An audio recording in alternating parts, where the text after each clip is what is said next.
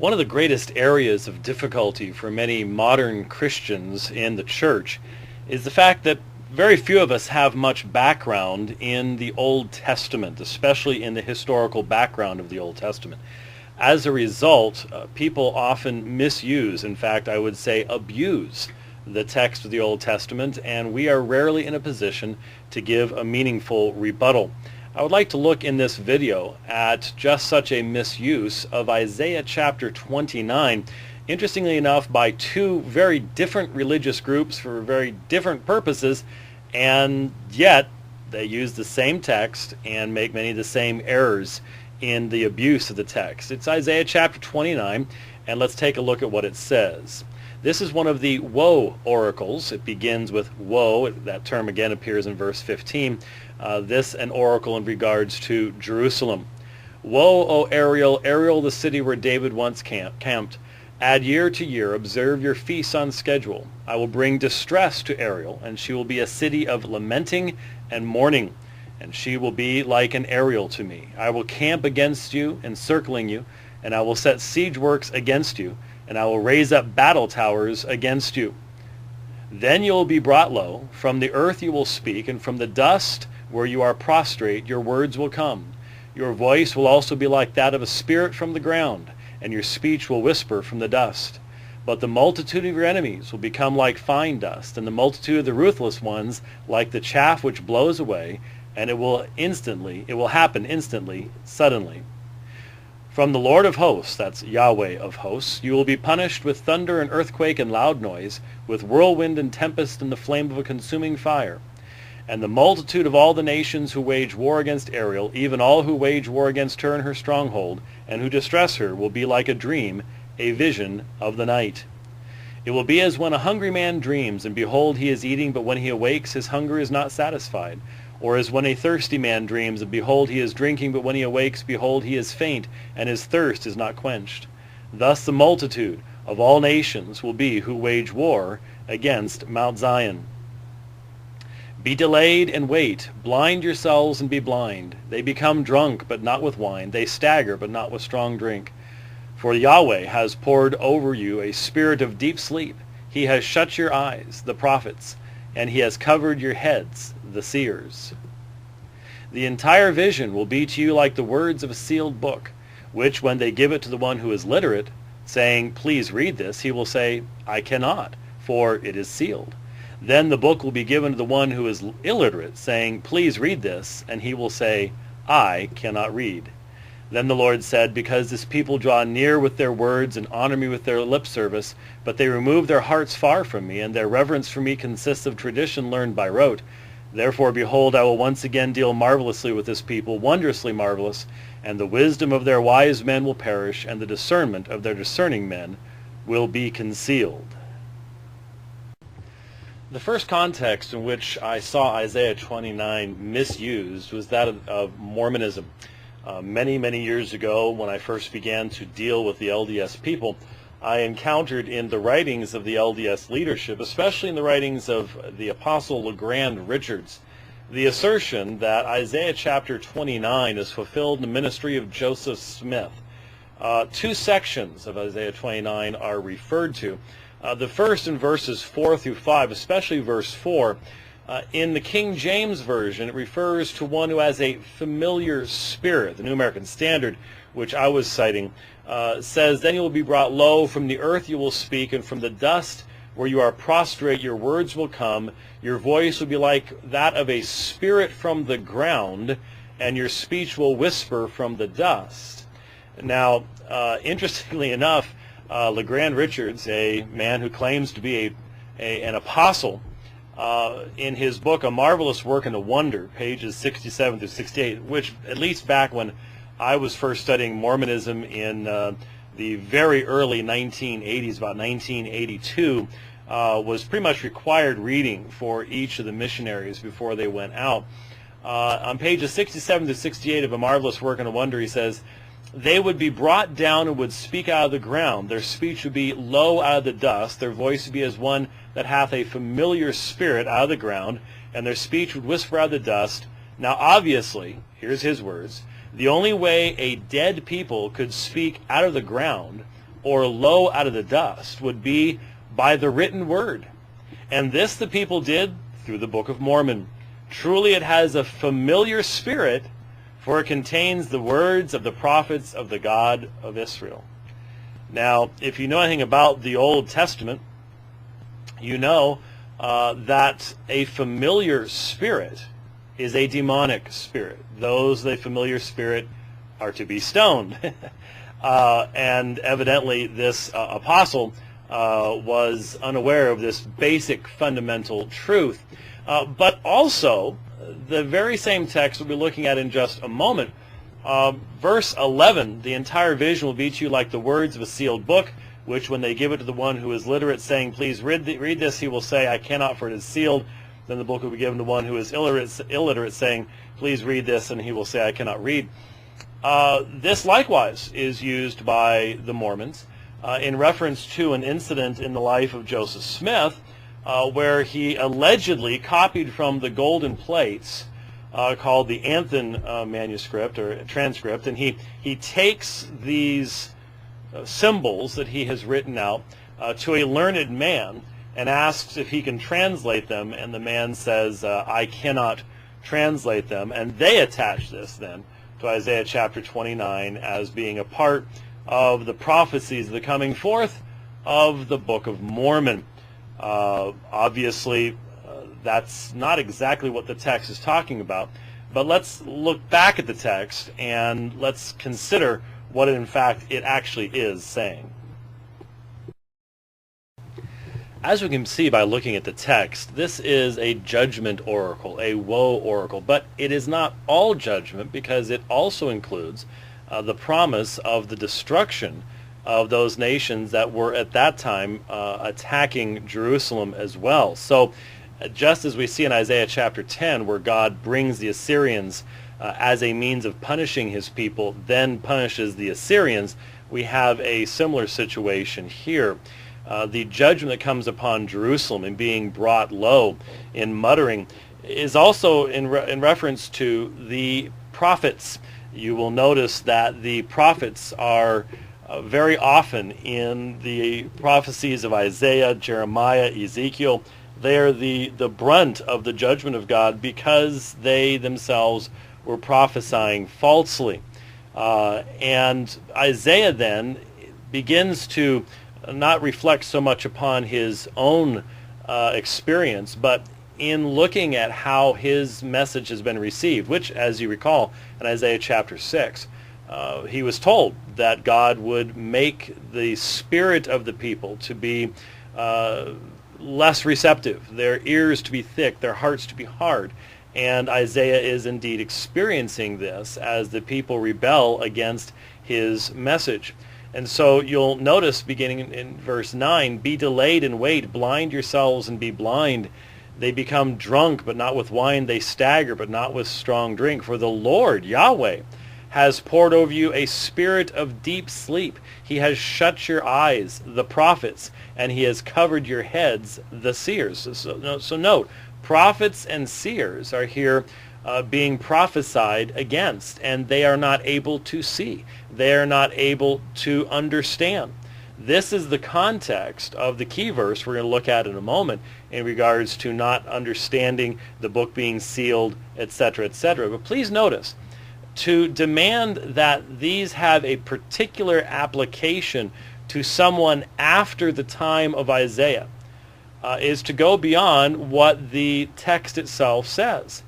He's referring to prophets who were prophesying against Isaiah and were prophesying peace and prosperity when there was none. And he is saying that they have had poured over them a spirit of deep sleep. Now, if you were to ask, well, who is this who shut their eyes? Give us a fulfillment. Well, there isn't a specific fulfillment. We don't know the specific names of the exact people being referred to here, nor do we need to know that. When it says he has covered your heads, the seers, what he's saying is at this time, God has brought judgment upon Jerusalem, and the people, as a result, are following after false prophets, false seers, who can't see anything. They have no word from the Lord. That then is the context that you have in Isaiah 29:11. The entire vision which may be all of Isaiah's prophecy, or maybe just the vision in regards to Jerusalem, but the entire vision will be to you like the words of a sealed book. Well, what are the words of a sealed book? If you have a book, and this was back in the days when you would be able to lock it closed in such a way that it could not be read. Well, what are those words to you? Well, you don't know what they are. You don't know what they mean. The book is sealed so that you cannot get hold of those words and read them. And so it says the entire vision will be to you like the words of a sealed book, which when they give it to the one who is literate, saying, please read this, he will say, I cannot, for it is sealed. So the literate person might refer to the professional prophets, the scribes, or someone like that, but it's someone who has learned letters, literally, in the Hebrew language.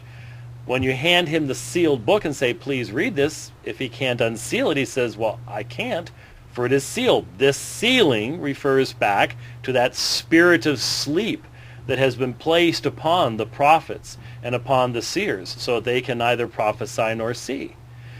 Then, the key verse, verse 12, then the book will be given to the one who is illiterate, saying, please read this, and he will say, I cannot read. In other words, there's no one in Jerusalem who is going to have understanding of these things. This is the fulfillment even of the commissioning of Isaiah back in Isaiah chapter 6. And here you have all the people, literate and illiterate. This book, this vision, is not available to them. God has not seen it appropriate to open their hearts and minds to understand the vision that Isaiah has prophesied to them. This is a part of God's punishment and God's judgment upon them. So it's for someone to say, well, who's the literate man? And to say this must be a prophecy of someone hundreds, even maybe 1,300 years later in another land, in another context. No, that wouldn't be the case at all. There is not some named fulfillment of who the literate person is. And in the same way, when it refers to the one who is illiterate, this is not a specific person. This is a generic use. Just as literate referred to anybody who would be literate in Jerusalem, illiterate would be anyone who is illiterate in Jerusalem, which would be a large portion of the people. And so to ask, well, who is this illiterate person? Tell me who it is to completely miss the context and meaning of the prophecy of Isaiah itself. When it says that he is illiterate, the literal Hebrew is he is not learned in letters. So with the real meaning of the text in mind, let's listen to a presentation made by Adnan Rashid in a Speaker's Corner debate, Hyde Park, London, on the subject of alleged prophecies concerning Muhammad in the Bible, and specifically Adnan's utilization of Isaiah chapter 29, this very text, as a prophecy concerning Muhammad. بسم الله الرحمن الرحيم الذين يتبعون الرسول النبي الأمي الذي يجدونه مكتوبا عندهم في التوراة والإنجيل. The Quran in Surah 7 verse number 157 makes a claim. Those who follow the messenger, the prophet who can neither read nor write, the prophet who can neither read nor write, whom they find mentioned with them in Torah and in the Gospels. Now Quran in the 7th century Arabia is making a claim that Prophet Muhammad as an illiterate prophet, as an unlettered prophet, is mentioned in the Bible. Now this is a claim Quran is making. I as a Muslim, as an open-minded Muslim, I would like to substantiate that claim from the Bible. I want to see whether that is true or not. So I look into Bible, finding whether Muhammad is mentioned in the Bible as an illiterate prophet or not. So when I find a passage, I get shocked. I get amazed whether this is referring to the same unlettered prophet or not. I take you to the book of Isaiah, chapter 29, chapter 29, verse number 12. And I will read it from the King James Version. Book of Isaiah, chapter 29, verse 12. I know it by heart, but I will read it for your convenience. The verse states, and the book, now listen to me carefully, and the book is delivered to him that is not learned. The book is delivered to him that is not learned, saying, read this, I pray thee. And he saith, I am not learned. I am not learned. Now I draw your attention to the history of Islam. If you go to the book of Bukhari, chapter regarding revelation, how Prophet Muhammad revealed the revelation, there's a hadith. Hadith is the tradition of Muslims. There's a hadith which states, the wife of Prophet Muhammad, Aisha, she stated that this is the way first revelation came to Prophet Muhammad. She said he used to be in seclusion in the cave of Hira. And one night, a vision came to him. An angel came to him and said to him, read. And Prophet Muhammad said in Arabic, Ma ana biqari'in. Ma ana biqari. I cannot read. The angel said again, read. He said, Ma ana biqari'in. I do not know how to read. The angel said the third time, read in the name of thy Lord. Lord who created you from the blood clot. Referring to Surah 96 in the Quran. The first revealed verses of the Quran. Now the gospel, now the Bible is telling you in clear words, the book will be given to someone who's unlearned, who is illiterate. And it will be said to him, read. And he will say, I do not know how to read.